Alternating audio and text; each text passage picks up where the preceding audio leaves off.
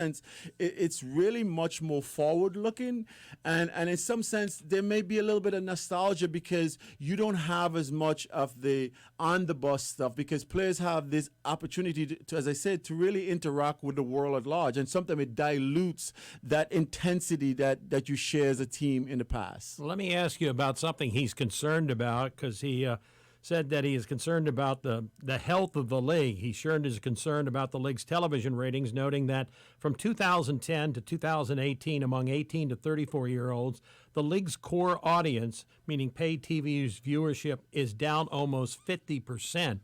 I was surprised to hear that. Yeah, and you know, has always been a skeptic in some ways, looking at numbers don't lie, and the question is like we have to ask, how is young people consuming media, right? So young people are not consuming media anymore by buying direct TV or stuff like that. They're watching excerpts, they're watching on different streaming services. So I think we have to really pull back the curtains a little bit and really start evaluating at a micro level, how is our game being consumed, and is it different? Is it a more secondary market rather than the primary market?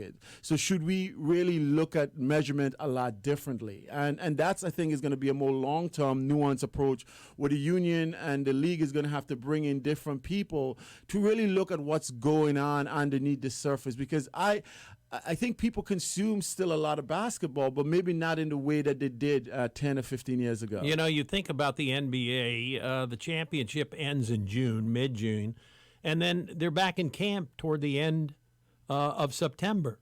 The season to me is too long, and I know it's all about money, and the commissioner even talked about it because it's been suggested maybe a 70-game schedule as well. Now, talk to me from a player standpoint, talk to me from a broadcaster now, and somebody that understands professional basketball. So I always felt that one of the things that I pushed for when I was part of the association was that we have a shorter season. I think the stress and the pressure that is put on players' bodies is excruciating. I mean, at halfway through the season, I could barely get out of bed. I can barely walk.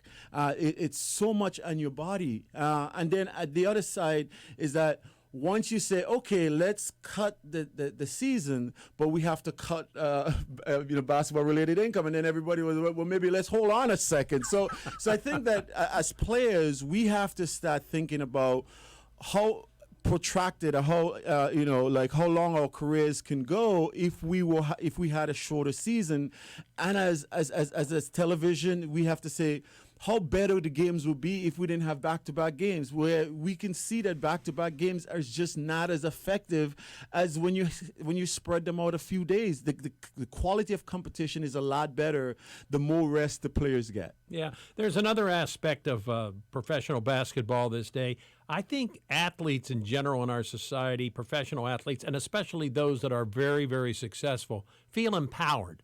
In other words, we've seen the NBA players take positions on some of the social issues that we've had. Colin Kaepernick, certainly in football and everything. Do you think that is good? I think it is. So I think that one of the things that athletes are able to do, we always say that athletes should be role models, right? And I always say, if that's true, then you have to understand the full plethora, the variety that an athlete brings to the table. I want to know more about Steph Curry than he can shoot a really good three-point shot, right? I want to know what makes him thick. I want to know his values in some sense. So to me, if you truly want to look up to Steph Curry as a role model, you should want to know a little bit more about Steph and how he views the world. And I think you will be surprised because athletes have this ability to bring awareness to situations and to issues that other people just can't bring that much awareness to. So to me, is that you don't have to take a controversial issue every time, but being able to say, I think that money in politics is made for really bad politics. I think there's nothing wrong with that an athlete has something to say outside of the sport. You know, when you think about it, and I said this to Michael Jordan when I interviewed him one time, I said, you're a great athlete. Everybody wants a piece of Michael Jordan. Now you've got the Steph Currys, you've got the Kevin Durants, you've got others like that. I don't know, after what we've been talking about, how somebody can play a sport at a high level with a high focus on it and also have to do the endorsements, have to do the other things that they have to do. Help me here. I mean, is it an extraordinary human being that can master everything? Because that's not something that's normal in life. Oh my goodness, it's good to be young.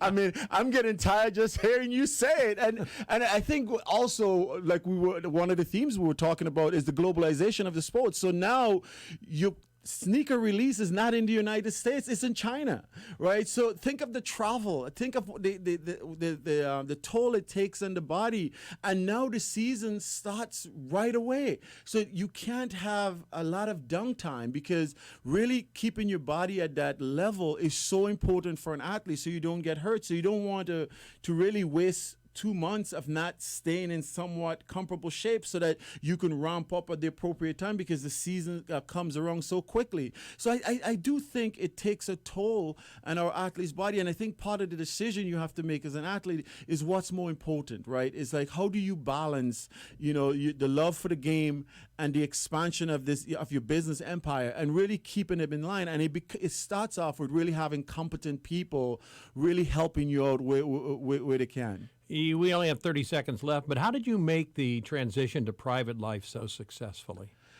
I think that part of it is really struggling every day about the loss of a true love. I truly miss basketball, but I also understood that part of the evolution of any person is to really struggle through the next phase. That, to me, there's virtue in that, right? There's virtue in saying, okay, I did that. Now I have to move to the next phase of my life. I always love our conversations. They're so special, and I get a lot of people that email me and say the same thing. I want to thank you, my friend, for the insights and coming in and spending some time with me. Take care. It's always been a pleasure. Adonal Foyle, again, 13 NBA seasons, 10 with the Golden State Warriors, and also 3 with Orlando. And as you can see, he says things that should be listened to.